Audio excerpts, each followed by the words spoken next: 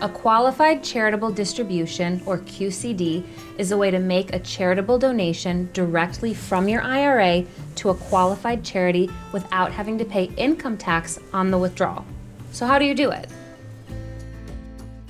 Once you turn 70 and a half, you have the opportunity to direct up to $100,000 from your IRA to a qualified charity.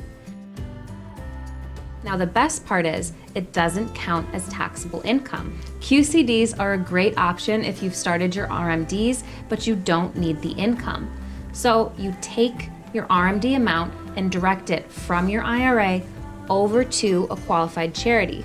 By doing it, you're avoiding a taxable event, but you're also fulfilling your RMD. QCDs are an incredibly powerful tool for both charitable giving and tax savings.